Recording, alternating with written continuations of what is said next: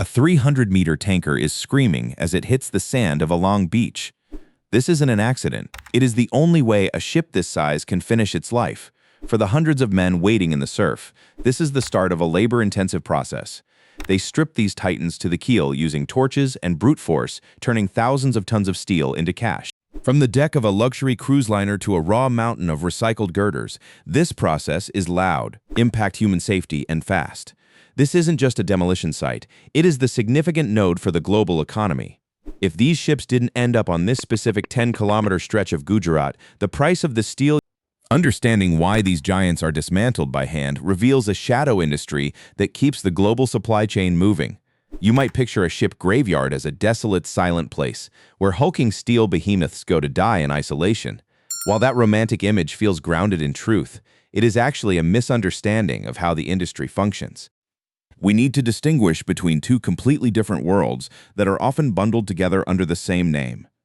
On one hand, you have places like Nuadibu, Mauritania. If you were to fly over its bay, you would see a haunting, stationary landscape of abandoned hulls left to rot in the Atlantic breeze. These ships are discarded, motionless, and largely forgotten by the global market. They are passive dumping grounds where time simply stops. However, move your attention halfway across the world to the Indian coastline, and you find something entirely different. These active sites are not graveyards. They are high-velocity industrial assembly lines operating in reverse. Ships are not abandoned to the elements. They are intentionally steered into the sand, harnessed, and systematically dismantled. This difference matters because one is a quiet tomb, while the other is a grinding engine for the global economy. The discovery that followed would to understand why this specific stretch of coastline in Gujarat became the bedrock of a hub for the reclamation industry. You have to look back to 1983. Before that year, these 10 kilometers of sand along the Gulf of Kamhat were largely unremarkable. But the geography here is deceptive. It turns out this area possesses a natural advantage that turned a quiet shoreline into a global powerhouse. The key lies in the unique tidal patterns of the Gulf of Kamhat. The rise and fall of the water levels here are dramatic, providing the hydraulic conditions required for massive ships to be beached with precision. It was not chance that brought the industry to this location. It was a calculated decision to leverage the environment.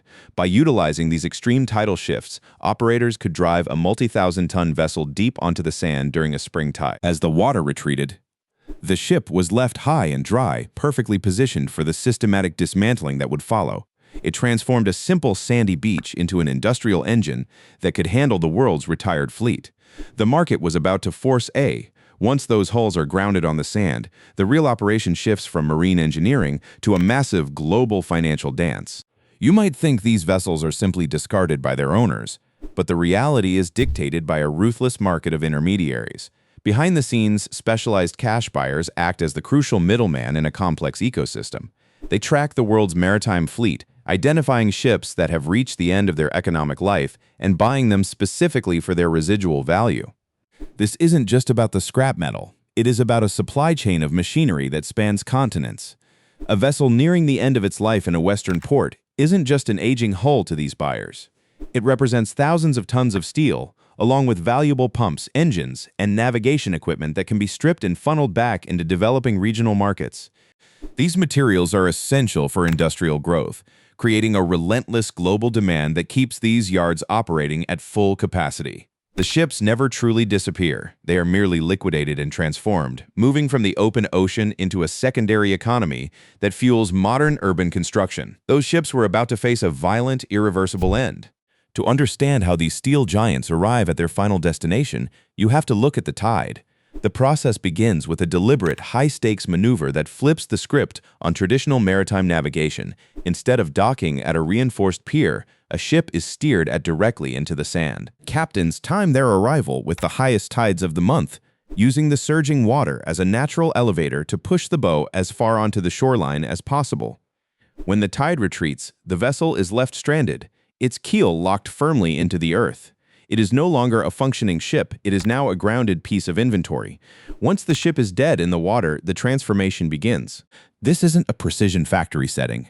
Thousands of workers swarm the massive hull, armed with little more than handheld torches and manual tools. They start by stripping the interior of anything with residual value, but the real work involves carving through the steel frame from the outside in. This manual approach is staggering in its scale and grit. It turns a sovereign vessel into heaps of raw scrap, piece by heavy piece, under the blistering sun of the Gujarat coast, setting the stage for a release of hazardous waste. There is a shadow cast by this operation. While the world benefits from that reclaimed steel, the workforce at the beach bears an invisible burden. When you step onto that shoreline, you're not just walking on sand, you're navigating a landscape contaminated by the forgotten remains of massive ships. These vessels act as giant canisters for hazardous materials that were safer when the ships were sailing, but become lethal once the hulls are breached. Workers spend their days surrounded by carcinogens like asbestos and toxic oil residues that seep directly into the beach. They are essentially dismantling pollutants with their bare hands. These individuals face daily exposure to heavy metals and PCBs that permeate the environment, often without the protective infrastructure you would expect in such a hostile industry. The gear is minimal, and the risks are permanent.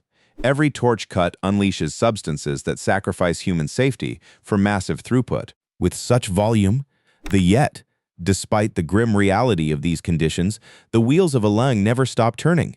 You might assume this is just one of many regional recycling sites, but the truth is staggering. Alang is not just a participant in the market, it is the absolute center of it. This 10-kilometer stretch of sand in the Gujarat district manages between 30 and 40% of all end-of-life ship tonnage on the entire planet.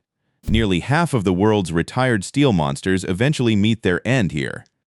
The volume is colossal, turning Alang into a centralized processor for a global industry that effectively offloads its heaviest burdens onto this single, specific coastline. While smaller yards exist elsewhere, they are merely outliers compared to the industrial weight channeled through this one hub. It acts as the final intake valve for the worldwide shipping industry. If a massive freight vessel reaches the end of its service anywhere from the Atlantic to the Pacific, there is a probability its final journey ends precisely here. An industrial weight of such magnitude creates consequences far beyond the beach. By 2024, the operational model at Alang confirms that the entire labor force handles hazardous debris daily to reclaim industrial steel. Every single vessel beached on that sand results in the release of heavy metals into the coastal soil of the Bhavnagar district, directly impacting the local ecosystem. The mechanism of using high-tide grounding to isolate and dismantle these structures has centralized the global ship recycling industry in one 10-kilometer strip. This process does not merely move metal. It generates a consistent stream of PCB and asbestos contamination that remains in the Gujarat sediment. By maintaining this manual dismantling method, the site ensures a steady supply of low-cost, high-grade steel is returned to the international market for construction of over 30% of the world's retired fleet tonnage. This permanent, toxic alteration of the coastal landscape is the definitive legacy left behind once every bolt of a retired vessel has been successfully processed and shipped away.